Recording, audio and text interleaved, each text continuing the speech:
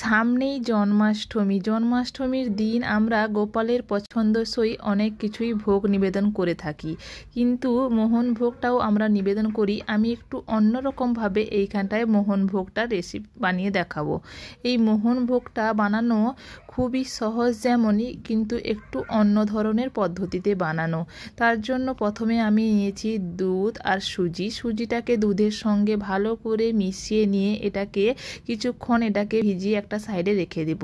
যতক্ষণ সেটা ভেজানো থাকছে ততক্ষণ আমি এখানটায় ড্রাই ফ্রুটসগুলো ভেজে নিব।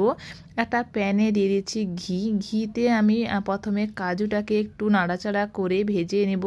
যখন কাজুটা ভাজা হয়ে আসবে তখনই এখানটায় দিয়ে দেবো কিশমিশ।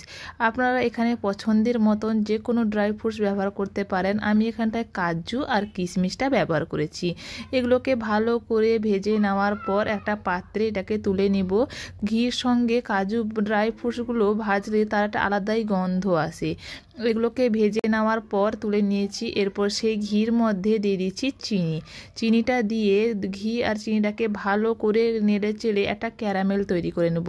ক্যারামেল তৈরি করে নিলে সুন্দর একটা কালার এসে যায় এবং সুজির কালারটাও খুব সুন্দর আসবে। সুন্দরভাবে আমার ক্যারামেলটা হয়ে গেছে। এরপর এখানটায় দিয়ে দেবো আমি দুধ। অল্প পরিমাণে এখানে দুধটা ব্যবহার করেছি। অল্প পরিমাণ দুধ দিয়ে ভালো করে এইভাবে ঘনভাবে নাড়াচাড়া করে নিতে হবে, যাতে ক্যারামেলটা জমাট না বেঁধে যায়, দুধের সঙ্গে সুন্দরভাবে মিশে যায়। ক্যারামেলটা দুধের সঙ্গে সুন্দরভাবে মিশে যাওয়ার পর সুন্দর একটা কালার চলে এসছে। এরপর আগে থেকে যে ভিজিয়ে রেখেছিলাম সুজি আর দুধের মিশ্রণটাকে, সেটাকে এখানটায় দিয়ে দেব। এটাকে দিয়ে দেওয়ার পর ভালো করে নাড়াচাড়া করে সুজিটাকে নেড়ে চেড়ে নিতে হবে যতক্ষণ না সুজিটা ঝরঝরে বা শুকনো হয়ে যাচ্ছে, ততক্ষণ পর্যন্ত এটাকে ভালো করে নেড়ে চেড়ে নিতে হবে।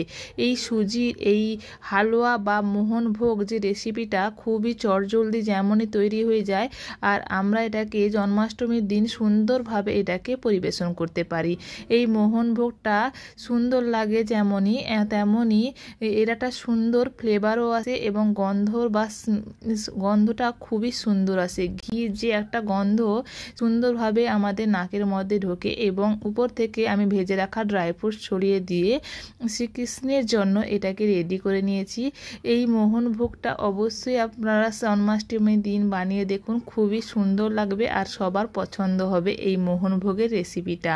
দেখুন কত সুন্দরভাবে আমার তৈরি হয়ে গেছে জন্মাষ্টমী স্পেশাল